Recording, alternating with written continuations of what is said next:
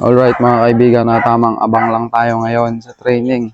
Hindi nyo kasi binili yung Taiwan natin kaya hindi tayo nakapag-entry sa sprint race.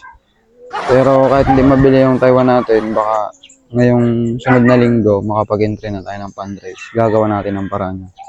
Bali 20 kilometers na, 7:30. Nagbitaw yung training. Dapat mga 7:15 nandito na yung ibon para may speed. Kung sino yung mauuna, pero pag-iisipan pa rin natin kung sino kasi yung mauuna, naisip ko yun ang isasali natin sa pan race. Hindi naman natin pwedeng isali lahat kasi mahirap, mabigat sa bulsa. Baka mabutas yung bulsa natin, butas na yan. Pero duda ako si Ramos mauuna. Nakakaano lang yun, nakakabalang talaga na ilaro kasi walang asawa. Baka magloko lagi. Pero try natin, pumapasok naman siya lagi eh. Pero duda ako si Ramos talaga. Yun lang yung choices natin, si Ramos. Si Algerta, hindi naman natin maasahan sa bilis. Pabagalan, maasahan natin. 20 minutes na mga kaibigan, dapat meron na tayong ibon eh. Kaso wala pa rin talaga. Madilim dun oh, baka nahirapan. O kaya mabagalan talaga yung mga ibon natin. Ito mga kaibigan, atin na ata ito. Kung hindi ako nagkakamali, atin to. Ay ito. Naku po, Algerta. Tibay mo Algerta.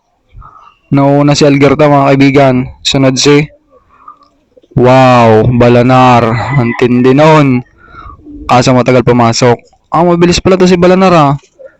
21 minutes. Pati si Algerta. Kaso unang pumasok si Algerta. Lupit. Hindi ko inaasahan si Balanar. Anak ka ni Gabon at ni Romano. Nag-voice over tayo ngayon mga kaibigan kasi marami nagpapatugtog. At ito na naman yung sumunod na dumating sa mga jet fighter natin. Ang pagbabalik mga kaibigan, ang natitirang anting-anting ng Cavite, si Nardong Lapok.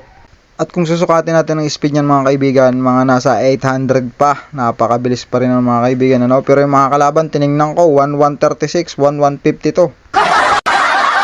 At kasunod ni Nardong Lapok mga kaibigan, itong ating batang-batang YB, si Nobita. Kaso dumapo dun sa taas. Paborito niyang dumapo dyan eh, kaya hinahayaan ko na lang.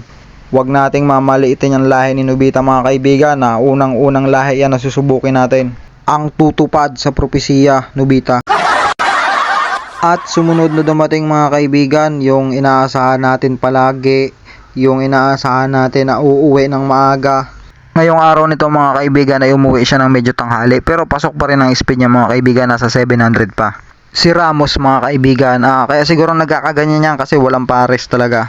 At ito mga kaibigan, walang kakupas-kupas. Abel, kahit sa training, cut off pa rin. Hindi ko may papangako na magkaklak ito sa derby mga kaibigan, pero sinisigurado ko sa inyo, dudulo ito. Complete basketing, zero clacking.